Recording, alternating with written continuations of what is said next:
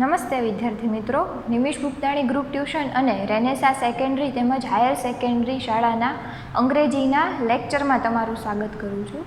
હવે આજે આપણે જે કેટલાક પાયાના મુદ્દાઓ ભણ્યા છીએ, અત્યાર સુધીના લેક્ચરમાં આપણે બધા શબ્દો સમજ્યા, સર્વનામ સમજ્યા, પ્રિપોઝિશન છે એની માહિતી લીધી, કે પછી આજ્ઞાર્થ, આ એક્ટિવ પેસિવ કે પછી વાક્યોના પ્રકાર હોય, કૃદંત હોય તેમજ ઇન્ફિનિટિવ, આપણે એની સામાન્ય સમજ લીધી હતી. હવે આજે આપણે એક ખૂબ જ અગત્યનો મુદ્દો, જેને ઇંગ્લિશમાં સિમ્પલ મોડેલ ઓક્ઝિલરી અને ગુજરાતીમાં સહાયકારક ક્રિયાપદ કહેવામાં આવે છે, આ મુદ્દો આપણે સમજવાનો છે. અંગ્રેજીમાં ખૂબ જ મહત્ત્વનો પાયાનો મુદ્દો છે, જે તમે ધોરણ 8થી પણ અભ્યાસ કરી રહ્યા છો આ બધા મુદ્દાનો. હવે આ સિમ્પલ મોડેલ ઓક્ઝિલરીઝ એટલે કે સહાયકારક ક્રિયાપદો છે. કેવા ક્રિયાપદોને સહાયકારક ક્રિયાપદ કહેવાય? કે કોઈ વાક્યમાં આપણે આવા શબ્દોનો ઉપયોગ કરીએ છીએ, જોઈએ, જોઈએ જ, કે પછી શક્ય, શક્યા કે શકત, કદાચ હોય, કે પછી મંજૂરી લેવા માટે આપણે કેટલાક પ્રશ્ન પૂછતા હોઈએ, કરશું અથવા કર્યું હોત. તો આ બધા જે શબ્દો છે એને ગુજરાતીમાં સહાયકારક ક્રિયાપદ કહેવાય છે, કે જે ક્રિયાપદને મદદરૂપ એવા શબ્દો વાક્ય બનાવવા માટે કામમાં આવે છે, અને ઇંગ્લિશમાં સિમ્પલ મોડેલ ઓક્ઝિલરીઝ અથવા ઓક્ઝિલરી તરીકે ઓળખવામાં આવે છે. ખૂબ જ મહત્ત્વના શબ્દો છે અને દરેક શબ્દનો યોગ્ય ઉપયોગ કરવાનો છે. હવે પહેલાં એની વાક્ય રચના છે એ આપણે જોઈ લઈએ. હવે વાક્ય રચનાનો નિયમ એ છે કે જ્યારે ક્રિયાપદ આપ્યું હોય ત્યારે આ ઓક્ઝિલરીઝની વાક્ય રચના કેવી બનશે એ જોવાનું છે. ત્યારબાદ એના અન્ય ઉપયોગ પણ આવશે. ક્રિયાપદ ન હોય ત્યારે, કે પછી એની સાથે કોઈ અન્ય શબ્દ હોય ત્યારે, ઓક્ઝિલરી સાથે કોઈ અન્ય શબ્દ હોય ત્યારે એનો ઉપયોગ કેવી રીતે કરવો. પહેલાં ક્રિયાપદ હોય ત્યારે ઓક્ઝિલરીઝની વાક્ય રચના જોઈએ. કે કોઈ પણ હકાર વાક્ય છે, એક્ટિવ વાક્ય છે, એની શરૂઆત કર્તાથી થતી હોય, એટલે કે કર્તા, પછી ઓક્ઝિલરી ને ક્રિયાપદનું મૂળરૂપ તેમજ અન્ય શબ્દ. જો એક્ટિવ વાક્યની વાત કરીએ તો આ એક નિયમ હંમેશા દરેક વિદ્યાર્થીએ ધ્યાનમાં રાખવો જોઈએ કે કોઈ પણ ઓક્ઝિલરી આપણે આ ભણવાની જ છે બધી, કે કોઈ પણ ઓક્ઝિલરી છે એની સાથે હંમેશા ક્રિયાપદનું મૂળ રૂપ જ આવે, એની સિવાય કોઈ અન્ય રૂપ નહીં. હા, એમાં પેસિવ બની શકે ત્યારે ભૂતકૃદંત આવશે, પરંતુ એક્ટિવ વાક્યની વાત કરીએ તો ઓક્ઝિલરી પછી ક્રિયાપદનું મૂળ રૂપ જ આવે. જો પેસિવ હશે તો ઓક્ઝિલરી પછી બી અને ભૂતકૃદંત એનો ઉપયોગ પણ આવે છે. અહીં આપણે એક્ટિવ વાક્યોની વાત કરીએ કે કર્તા, ઓક્ઝિલરી, ક્રિયાપદનું મૂળરૂપ અને અન્ય શબ્દ. હવે નકાર વાક્યની વાત કરીએ તો નકાર વાક્યમાં ફક્ત નોટ આ જ શબ્દ લગાવવાનો છે. કર્તા, ઓક્ઝિલરી, નોટ, ક્રિયાપદનું મૂળરૂપ અને અન્ય શબ્દ. અને પ્રશ્નાર્થ વાક્ય છે એમાં ઓક્ઝિલરી પહેલાં અને કર્તા પાછળ. ફક્ત કોઈ પણ પ્રશ્નાર્થ વાક્ય છે એમાં વાક્ય રચનામાં કર્તા અને ક્રિયાપદ અથવા સહાયકારક ક્રિયાપદ છે એનો ક્રમ જ બદલવાનો રહે છે, કે ઓક્ઝિલરી, કર્તા, ક્રિયાપદનું મૂળરૂપ અને અન્ય શબ્દ. હવે ફક્ત ઓક્ઝિલરી એવો જ શબ્દ લખ્યો છે. શા માટે? કે કોઈ પણ ઓક્ઝિલરી હશે એના માટેની વાક્ય રચના એક જ સરખી છે, કે આપણે વાક્યમાં શુડ ઉપયોગ કરીએ, મસ્ટનો ઉપયોગ કરીએ, કેન, કુડ, મે, માઇટ કે વુડ, કોઈ પણ ઓક્ઝિલરી હોય એના માટે વાક્ય રચનાનો નિયમ એક જ સરખો છે. હવે આ વાક્ય રચનાઓમાં વિગતવાર ભણતા પહેલાં કે સમજતા પહેલાં આપણે આજે દરેક ઓક્ઝિલરી લખી છે તો ઓક્ઝિલરીનો અર્થ પણ સમજવો જરૂરી છે, કે કોઈ પણ ઓક્ઝિલરી છે એનો ઉપયોગ યોગ્ય જગ્યાએ જ કરવાનો છે. તો સૌથી પહેલાં જોઈએ આપણે શુડ, SHOULD. શુડનો ઉપયોગ ક્યારે? જ્યારે વાક્યમાં જોઈએ એવો શબ્દ આવતો હોય, ફક્ત જોઈએ, એમાં ક્રિયાપદ હોય ત્યારે કરવું જોઈએ, કે પછી બી હોય ત્યારે થવું જોઈએ, બનવું જોઈએ, કે પછી હેવ હોય તો હોવું જોઈએ. આ રીતે તો આવશે જ તે, પણ જોઈએ શબ્દ એ શુડ ઓક્ઝિલરી માટેની મુખ્ય ઓળખાણ છે. હવે આપણે ક્યારે આનો ઉપયોગ કરીએ? જોઈએ એવું ક્યારે બોલીએ આપણે? જ્યારે આપણે કોઈ વ્યક્તિની નૈતિક ફરજની વાત કરતા હોઈએ, કોઈ પણ બાબતમાં નૈતિક ફરજની વાત, કે એ કરવું ફરજિયાત નથી, કે બનવું કે હોવું ફરજિયાત નથી, પણ એ કરીએ તો સારું, એ આપણી નૈતિક ફરજ ગણે. ઉદાહરણ તરીકે આપણે ગરીબોને મદદ કરવી જોઈએ એમ કહેવાય, કરવી જ જોઈએ, કરવી પડશે એવું કહી શકાય નહીં, કારણ કે એ કોઈ માટે ફરજિયાત નથી. કે દરેક લોકોએ પોતાના વડીલોને સન્માન આપવું જોઈએ, એક નૈતિક ફરજ છે. એ કરવી સારી, પણ કરવી ફરજિયાત નથી. તો હવે એવું વાક્ય વિચારીએ કે આપણે કાયદાઓનું પાલન કરવું જોઈએ, એના બદલે જોઈએ જ બોલવું વધુ યોગ્ય છે. શા માટે? કે જ્યારે નૈતિક ફરજની વાત કરીએ કે કરવું જોઈએ એવી વાત કરીએ, તો અહીં એ કામ ન કરવાથી આપણને કોઈ નુકસાન થતું નથી મોટા ભાગે. પરંતુ જ્યારે આપણે એવી બાબતની વાત કરીએ જેમાં ફરજિયાતપણાનું તત્વ રહેલું હોય, કે જો આપણે એ ન કરીએ તો આપણને અથવા અન્યને નુકસાન થઈ શકે, ત્યારે આપણે જોઈએની બદલે જોઈએ જ આવો શબ્દ આપણે બોલીએ છીએ. હવે આપણે એ વાક્ય જોયું કે કાયદાઓનું પાલન કરવું જ જોઈએ, જોઈએ એમ ન બોલે, કારણ કે જો આપણે કાયદાનું પાલન ન કરીએ તો આપણને ખ્યાલ છે આપણને દંડ થાય.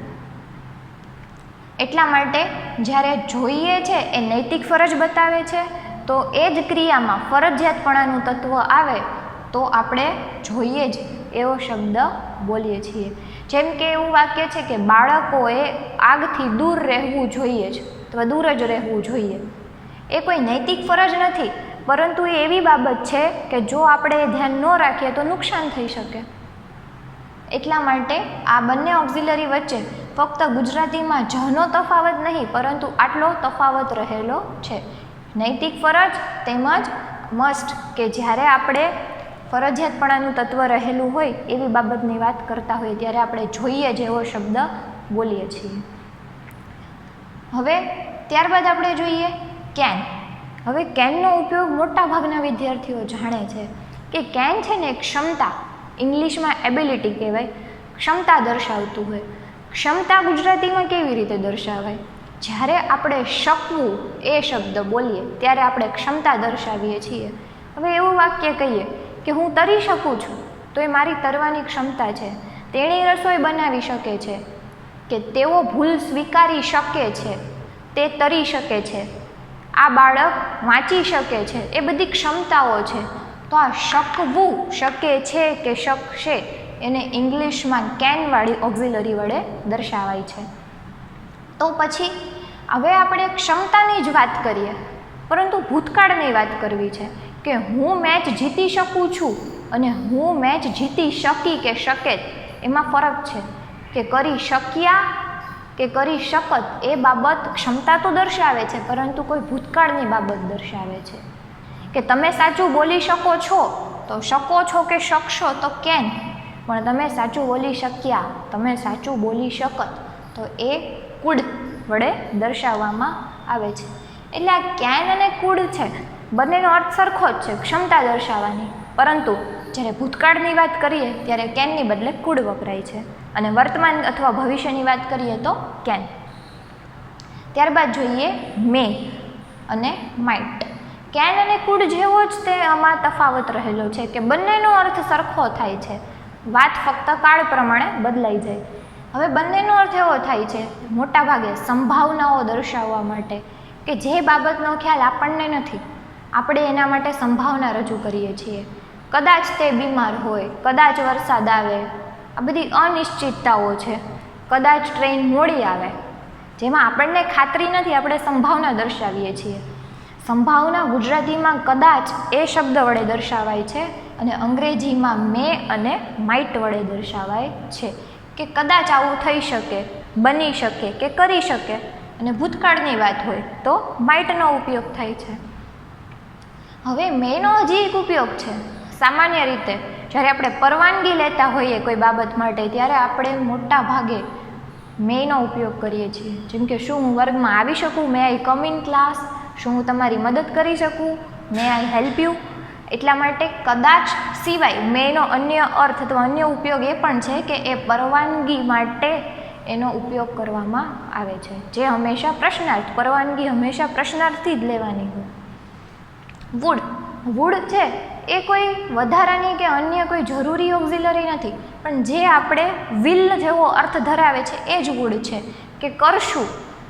વુડ છે એ મોટાભાગે ભૂતકાળનો શબ્દ છે, ભૂતકાળનું સહાયકારક ક્રિયાપદ કે કરે એવો અર્થ થાય છે. પરંતુ હાલના સમયમાં વિલની બદલે લોકો વુડનો પણ ઉપયોગ કરે છે કે શું તમને આ કરવું ગમશે, શું તમને મારી સાથે બોલવું ગમશે, શું તમને અહીં આવવું ગમશે, તો એના માટે મોટાભાગે વુડનો જ ઉપયોગ કરવામાં આવે છે. હવે આ બધી જ ઓક્ઝિલરી છે એની એક્ટિવ વાક્ય રચના આપણે જોઈ કે કરતા પછી કોઈ પણ ઓક્ઝિલરી હોય એ ઓક્ઝિલરી એ ક્રિયાપદનું મૂળરૂપ. હવે જો ક્રિયાપદ ન હોય, આપણે આજ્ઞાર્થમાં પણ શીખ્યા છીએ કે ક્રિયાપદ ન હોય અને બનવું, રહેવું, થવું કે હોવું એવો અર્થ થતો હોય તો ક્રિયાપદની જગ્યાએ બી એનો ઉપયોગ કરવાનો છે. કોઈ પણ જગ્યાએ ક્રિયાપદની બદલે બી. હવે આપણે કેટલાક ઉદાહરણ જોઈએ. દરેક ઓક્ઝિલરીને આપણે વાક્યમાં ઉપયોગ કરીએ, ગુજરાતી તેમજ અંગ્રેજી વાક્યમાં. હવે સૌથી પહેલાં જોઈએ આપણે શુડ. શુડનો અર્થ થાય જોઈએ. હવે કોઈ એવું વાક્ય બનાવીએ જેમાં આપણે જોઈએ એ શબ્દનો ઉપયોગ કરીએ છીએ કે તમારે સાચું બોલવું જોઈએ. હવે કરતા આપણે એક્ટિવ વાક્યોની વાત કરીએ છીએ. તમે એટલે કે યુ, કર્તાના સ્થાને આવશે યુ. કઈ ઓક્ઝિલરીનો ઉપયોગ કર્યો? જોઈએ એટલે શુડ, યુ શુડ. કયું ક્રિયાપદ છે? બોલવું જોઈએ, બોલવું ક્રિયાપદ છે. સ્પીક અને સાચું એટલે કે સત્ય, એને ઇંગ્લિશમાં કહેવાય the truth. You should speak the truth. આ રીતે આપણે શુડનો ઉપયોગ કરીએ. હવે ત્યારબાદ નકાર જોઈએ તો ઓક્ઝિલરી પછી નોટનો ઉપયોગ કરવો છે કે તમારે કોઈને છેતરવા ન જોઈએ.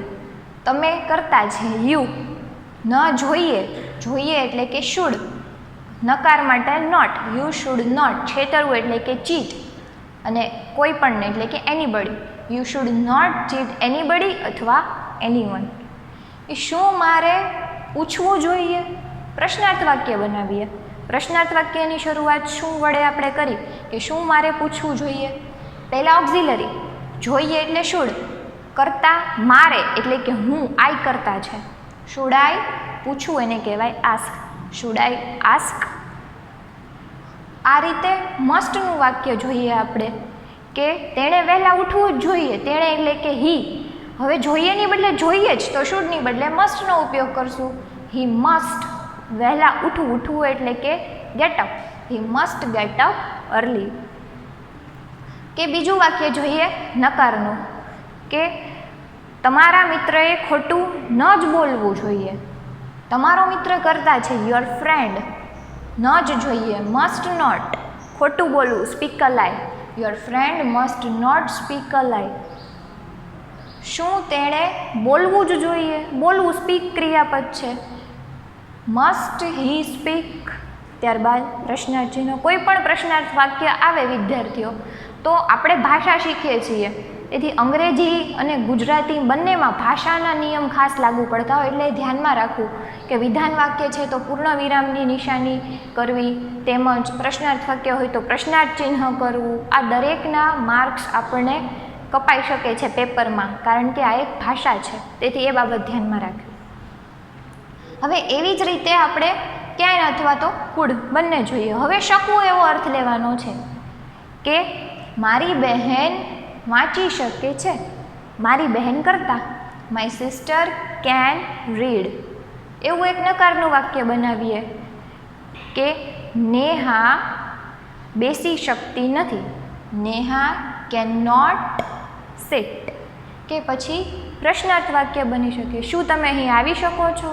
તમે એટલે કે યુ, પણ શકવું એટલે કેન યુ કમ હિયર. કુડવાળું વાક્ય લઈએ. ખેલાડીઓ મેચ જીતી શક્યા. ખેલાડીઓ પ્લેયર્સ કરતા છે. ધ પ્લેયર્સ કુડ, જીતવું ક્રિયાપદ છે. વિન હંમેશા મૂળરૂપનો જ ઉપયોગ કરશું. The players food win the match. તો નકાર વાક્ય જોઈએ કે મહેમાન આવી ન શક્યા. ભૂતકાળની વાત છે શકવામાં. The guest could not come. ત્યારબાદ પ્રશ્નાર્થ જોઈએ. શું તમે ભૂલ સ્વીકારી શક્યા? શું તમે એટલે કે you, food you accept the mistake. આ રીતે પ્રશ્નાર્થ વાક્ય બનાવ્યું. હવે એવી રીતે આપણે મે અને માઇટનો ઉપયોગ કરીએ કે તે કદાચ મોડો આવે, આવવું ક્રિયાપદ છે. તે એટલે કે હી મે મોડો આવે, આવવું ક્રિયાપદ. કમ, હી મે કમ લેટ. હવે નકાર વાક્ય બનાવીએ કે મારી બહેન કદાચ ઘરકામ ન કરે. My sister may not do homework. કે પછી પ્રશ્નાર્થ વાક્ય બનાવીએ કે હવે પ્રશ્નાર્થ છે એમાં મેનો આપણે પરવાનગી તરીકે ઉપયોગ કરી જ શકીએ છીએ ને. શું હું તમારી મદદ કરી શકું? મે આઈ હેલ્પ યુ. હવે જો એમાં ભૂતકાળની વાત હોય તો મેની બદલે માઇટનો ઉપયોગ એક જ સરખો છે.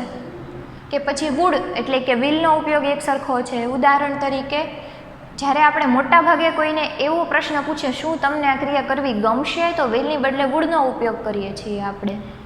કે શું તમને મારી સાથે વાત કરવી ગમશે? Would you like to talk with me. એક અલગ વાક્ય રચના છે, પરંતુ અહીં આપણે વુડનો એ ઉપયોગ જોયો કે કોઈને આપણે જ્યારે પ્રસ્તાવ રજૂ કરતા હોઈએ કે શું તેને કરવું ગમશે કે નહીં, ત્યારે આપણે વુડનો ઉપયોગ કરીએ છીએ. હવે મે અને માઇટનો એક જ સરખો ઉપયોગ છે કે કદાચ વર્તમાન અથવા તો ભૂતકાળની ક્રિયા કેન અને કુડની જેમ દર્શાવવા માટે. હવે આપણે જોયું કે ક્રિયાપદ નથી. હવે આ બધા શબ્દો છે એની સાથે બનવું, રહેવું, હોવું અથવા થવું આવો શબ્દ લગાવવાનો ક્રિયાપદની બદલે. કે બોલવું જોઈએ એવું બોલવું, રમવું જોઈએ કે કરવું જોઈએ કે પછી માનવું જોઈએ જ, તરી શકીએ, લખી શકીએ એવું નથી બોલવાનું. ક્રિયાપદ નથી બોલવાના, પરંતુ બનવું, રહેવું, થવું આવા શબ્દો બોલવાના છે. ઉદાહરણ તરીકે છોકરીઓએ બહાદુર બનવું જોઈએ. છોકરીઓ કરતાં ધ ગર્લ્સ જોઈએ એટલે કે should. The girls should be. ક્રિયાપદ નથી, બનવું એ શબ્દ છે તો બીનો ઉપયોગ કરશું. The girls should be brave. તમારે કાયર ન બનવું જોઈએ. યુ શુડ નોટ બી કાયર એટલે કે કાવર્ડ. હવે શું બાળકોએ આળસુ થવું જોઈએ? શું બાળકોએ આળસુ થવું જોઈએ? શુડ ધ ચિલ્ડ્રન બી આળસુ એટલે કે લેઝી. આમાં તમે અન્ય ઓક્ઝિલરીનો ઉપયોગ કરી શકો કે હવે એનો અર્થ આવો થાય બનવું જોઈએ એની બદલે બનવું જોઈએ જ. કે આપણે એવું વાક્ય કીધું હતું કે છોકરીએ બહાદુર બનવું જોઈએ, એની બદલે આપણે એવું કહીએ કે છોકરીએ બહાદુર બનવું જોઈએ જ, તો ગર્લ્સ શુડ બી બ્રેવની બદલે the girls must be brave આવા શબ્દનો ઉપયોગ કરશું. એટલે આ રીતે આ શબ્દો સાથે ઓક્ઝિલરીનો ઉપયોગ કરવો જોઈએ કે બનવું જોઈએ, રહેવું જોઈએ, હોવું જોઈએ અથવા થવું જોઈએ. તો મસ્ટ હોય ત્યારે બનવું જોઈએ જ, રહેવું જોઈએ જ, થવું જોઈએ જ અથવા હોવું જોઈએ જ. કે તેણે અહીં હોવું જ જોઈએ. He must be here. તમારે કાર્યશીલ હોવું જ જોઈએ. You must be active. આ રીતે. તેમજ હવે બની શકીએ, રહી શકીએ, હોઈ શકીએ કે થઈ શકીએ. છોકરાઓ હોશિયાર બની શકે. ધ બોયઝ કેન બી હોશિયાર એટલે કે ક્લેવર. તમે બેદરકાર ન બની શકો. યુ ન શકો can. You can not be બેદરકાર એટલે કે કેરલેસ. તો કુડની બદલે બની શક્યા. તમે વિજેતા બની શકત અથવા બની શક્યા. યુ કુડ બી વિજેતા એટલે કે વિનર. અથવા નકાર બનાવો કે તેઓ અપ્રામાણિક ન બની શક્યા. ધે કુડ નોટ બી અપ્રામાણિક એટલે કે ડિસઓનેસ્ટ.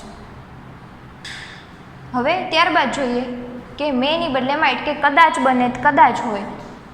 મે બી અથવા તો માઇટ બી અને કદાચ બનશે તો વુડ બી આવા શબ્દોનો ઉપયોગ થાય છે. એટલે આ રીતે જ્યારે ક્રિયાપદ ન હોય, બનવું, રહેવું, હોવું એવો અર્થ થાય ત્યારે should be, must be, can be, could be, may be, might be અથવા તો વુડ બી એવી રીતે આપણે વાત કરશું. હવે હોવું જોઈએ એમાં જો માલિકી ભાવની વાત કરીએ, જેમ કે હવે એ વાત હોય કે ભાઈ તમારે સુખી હોવું જોઈએ તો યુ શુડ બી સુખી એટલે કે હેપી. પણ તમારી પાસે પેન હોવી જોઈએ એમ કહીએ તો, એટલે કે આપણે કોઈ માલિકીની વાત કરીએ કે કોઈ વ્યક્તિ પાસે કે વસ્તુ હોય કે અન્ય બાબત હોય તો એ હોવાનો અર્થ જ્યારે આપણે માલિકી તરીકે કરતા હોઈએ ત્યારે બીની બદલે હેવ આનો ઉપયોગ કરવામાં આવે છે. એટલે કે હોવું જોઈએ, હોવું જોઈએ જ, હોઈ શકે, હોઈ શકત અથવા કદાચ હોય અથવા હશે, તેની પાસે હોઈ શકે. એટલે આ હોવું એવો અર્થ કરીએ જ્યારે આપણે, ત્યારે ઓક્ઝિલરી સાથે હેવનો ઉપયોગ કરવાનો છે. હવે આપણે જુદી જુદી ઓક્ઝિલરી તરીકે લઈએ. વાક્ય રચના આ જ રહેશે, ફક્ત ક્રિયાપદ અથવા બીની બદલે હેવ આવી જશે. ત્યાં હેઝ અને હેડ પણ નહીં આવે, ફરજિયાત ઓક્ઝિલરી પછી હેવ જ આવે. કે તમારી પાસે પુસ્તક હોવું જોઈએ, યુ જોઈએ એટલે કે should, you should have a book. બાળકો પાસે પેન્સિલ હોવી જ જોઈએ, હવે જોઈએ જ એટલે મસ્ટ.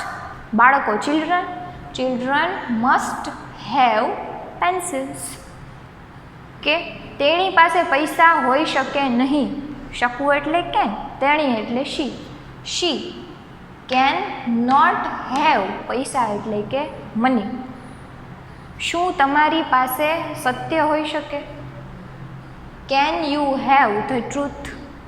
શું તેઓ પાસે રહસ્ય હોઈ શકત? હોઈ શકત ભૂતકાળની વાત. કુડ ધે હેવ રહસ્ય એટલે કે સિક્રેટ. અથવા કદાચ હોય, તેણી પાસે કદાચ ચાવી હોય, શી મે હેવ અ કી. અથવા તેણી પાસે કદાચ ચાવી હોત તો મેની બદલે might, she might have a key. અને જ્યારે હોય હશે એવો અર્થ કેવો હોય ત્યારે વુડ હેવનો ઉપયોગ કરવાનો છે. વુડ હેવ અથવા તો વિલ હેવ એટલે કે તેની પાસે હશે, તેની પાસે પૈસા હશે, હી વુડ હેવ મની ભૂતકાળમાં, અથવા તો હી વિલ હેવ મની. વુડનો ઉપયોગ વિલની બદલે પણ કરવામાં આવે છે. હવે આ ઓક્ઝિલરી છે એમાં પેસિવ પણ આવે છે, પરંતુ એનો જે અભ્યાસ છે એ આપણે પછીના કોઈ લેક્ચરમાં કરવાનો છે. આજના લેક્ચરમાં આપણે 3 મુદ્દા જોયા. પહેલાં તો બધી ઓક્ઝિલરી છે એના અર્થ, એનો ઉપયોગ ક્યાં કરવાનો છે તે જોયો. એક્ટિવ વાક્ય રચનાઓ એની લખી છે આપણે, જેમાં ક્રિયાપદ હોય ત્યારે અથવા બનવું, રહેવું, હોવું, થવું એટલે કે ક્રિયાપદની બદલે બી હોય ત્યારે, અને માલિકી ભાવ હોય એટલે કે હોવું જોઈએ, હોઈ શકે, હોઈ શકત એવી વાત કરીએ તો હેવનો ઉપયોગ કરવાનો છે. ત્રણેયનો એકસાથે કરવાનો નથી, એટલે કે આપણે 3 બાબત જોઈ.